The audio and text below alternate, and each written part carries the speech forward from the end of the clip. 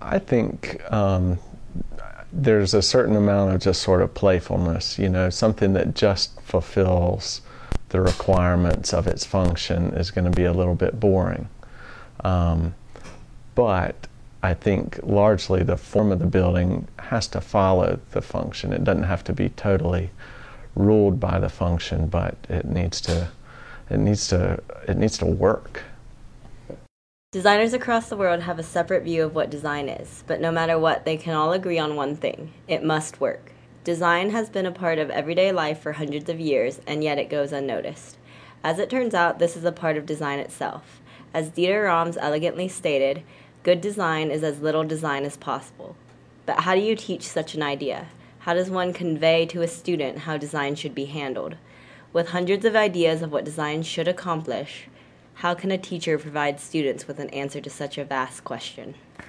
When I was faced with teaching non-designers, I was honestly worried and then really disappointed, because I'm used to working with art students and design students who can draw, first off, and who are in a field where they're expected to be creative, and they know that they're there for a reason. So when you ask them to come up with something, they're happy to come up with new ideas. And then I was suddenly working with a bunch of students that were not design majors, and that's not their nature. And so I found that I had to pull that out of them more, and it became more like coaching people how to be creative rather than just asking them to apply their creativity to a different problem. What's useful to non-designers, right? So what do designers do that could benefit non-designers? What's a skill that people could learn from design? So I think a big part of what I try to do is teach people how to think like a designer. And you know, we do spend a lot of time talking about history and establishing the field and understanding all of that, but I thought, well, if you if you leave this class and 5 years from now you're doing whatever you're doing, right? If you're working in a restaurant or designing something, or you know, if you're an accountant, what could stick with you for any period of time? And so I spend a lot of time in the class and have done some publishing on this as well, which is just how do designers think? What is their working process? How do they do what they do? Because the field of product design is one that most people don't even think about. Like you buy products and they just are, right? You don't really think about how they came to be. And it's its own specialization, and not too many people really do it. But I think the notion of creatively solving problems, of being able to use that cyclical process of design, the design process that people often use, where it's not just an idea that you have, but something that you develop over time, refining it almost like drafts of a paper. And part of why I'm at this school in particular is that we are a very much a hands-on crafts-based program. So all of our students learn how to make models. They know how to work with their hands and make things.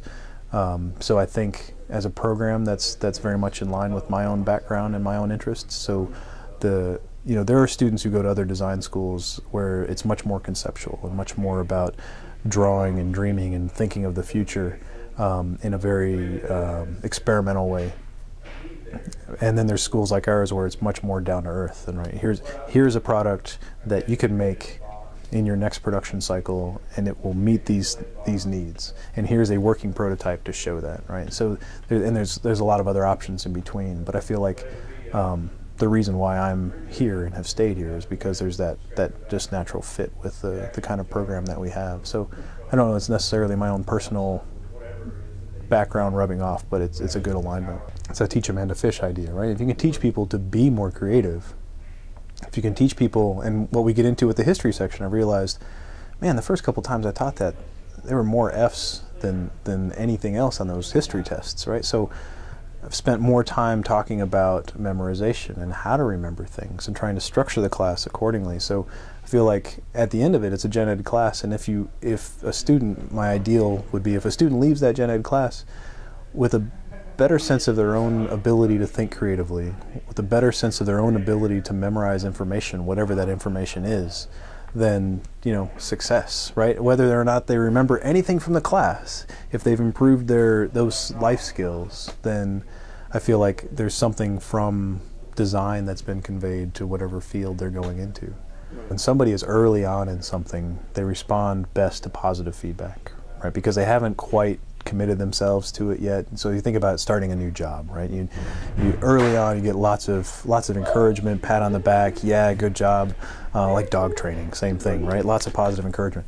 Once they're in, once they're committed, once they're further along, the positive encouragement really doesn't get you that far, and it's more about refining the skill set, and they're already committed, so you can shift over to more sort of negative feedback to help them understand what they're doing wrong. And it's not all negative, but the reality is I feel like at this stage, these guys on the next stream are seniors, I could be much more critical, right? I mean, with the Gen Ed class, when you guys turned in sketches, I'm mostly checking to make sure you did 8 sketches and that I can kind of understand them. The quality of the sketches are all over the map, and you get a grade just for having gone through the process, right? So it's very, very much about positive encouragement and just moving through the steps. Different students respond to different prompts differently, not necessarily defined by their specialty.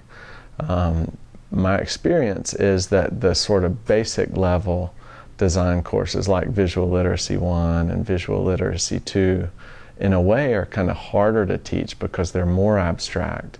And once you get into like some later level, I taught a senior interior studio, and the projects are way more concrete, and so you can critique a project based on whether or not it fulfills the program requirements, or whether it works well as a product, or whether it flows well as an interior space, or is aesthetically well organized in an architectural facade. Where with the basic graphic design courses, it's just a lot more abstract.